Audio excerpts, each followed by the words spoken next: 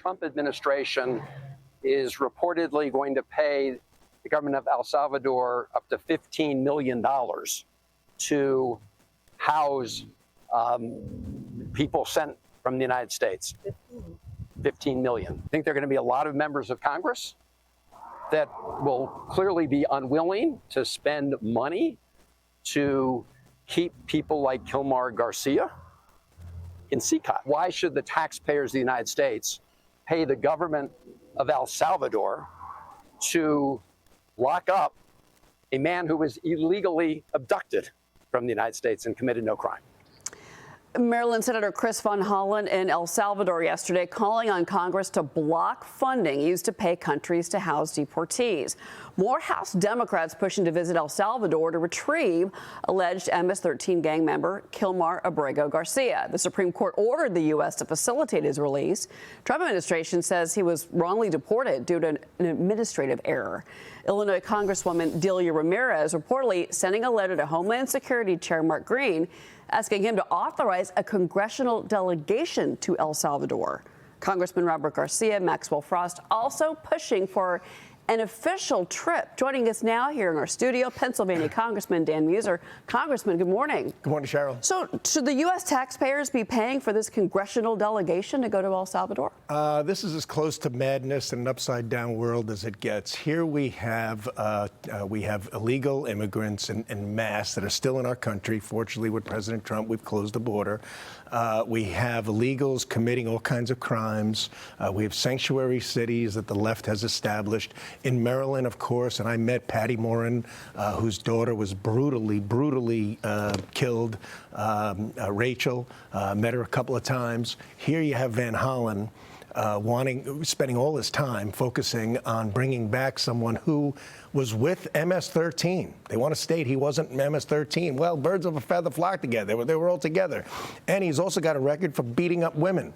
And so he gets deported. He's here illegally. We have a United States senator and a bunch of knuckleheads in the House that now say their main priority is bringing back someone. Maybe he's not a terrorist, but he's a potential terrorist. He's a terrorist watch list person. They want to bring him back. You saw the El Salvadorian president. He laughed. He said, why in the hell would I bring back a potential terrorist back to the United States when his home country is El Salvador? The Democrats, once again, are showing how out of touch they are and where their priorities are not in line with 95% of American. And you referenced the fact that we've now learned that his wife had actually filed for a protective order against him for abuse. So let's move to the business of the day that's happening in Washington. So President Trump is now considering raising the corporate tax rate and creating a 40% tax bracket for millionaires in order to pay for all the desired tax cuts. This includes taxes on tips, overtime, Social Security. Congressman, where are we right now? Because when you start to talk about raising the corporate tax rate, I'm not saying you, but those that are maybe suggesting it, your colleagues, or maybe it is you, I don't know, let's find out. But or you start to talk about, raising taxes on millionaires, those sound like Democratic talking points. Well, it sounds like all of America talking points, and I don't mean to play word games here. And I actually did suggest it a number of months back. Which one, the corporate tax rate or the wealthy, the high-end income rate? Okay. Of course, it was at 39.6. The Tax Cut and Jobs Act under President Trump wrote it to 37 just on income levels over $750,000, I think it is. So by bringing it from the 37, as we're redoing the tax plan, to perhaps 38.6, right? It would still be 1% less than it was before, right? And by the way, if the Democrats are voting against this, the Democrats are all for tax rate increases for low income, middle income, high income, corporate, businesses, you name it. Getting rid of the bonus depreciation and everything else. So we're fighting for small business, we're fighting for all of America, and for the job creators that might be in those categories. So if you were to bring it up at one point, it brings about $15 billion in revenues, right, without any elasticity, which could take place. So if it did come up to 39, it's almost $25 billion. The president is determined not to have a standard, if you will, Republican, and this is my view from what I based upon him. I'm not putting words in his mouth.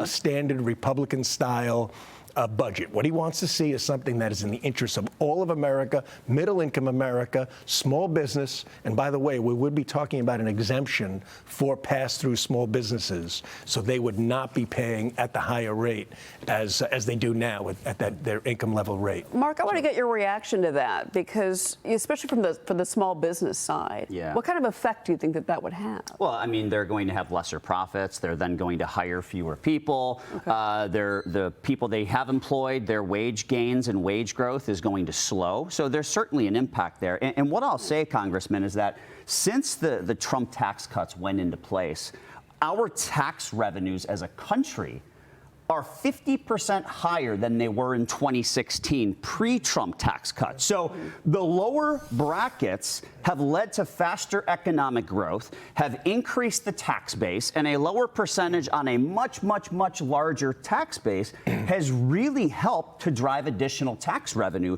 for our government. Do we really need to give the government more? No. All absolutely true. Revenues went through the roof, 8%, 9% growth. I was former revenue secretary in Pennsylvania. I mean, that's just phenomenal, no question. Everything you stated, we really have a savings problem, not a revenue problem. If, however, we do need to, in reconciliation, balance the fiscal situation, and by doing so, will allow for some of those promises that the president did make. Look, the bottom line with taxes is we need to be competitive, not necessarily low, certainly not high, but competitive, and competitive with the rest of the world. That's why the corporate tax rate is very important, being at 21%.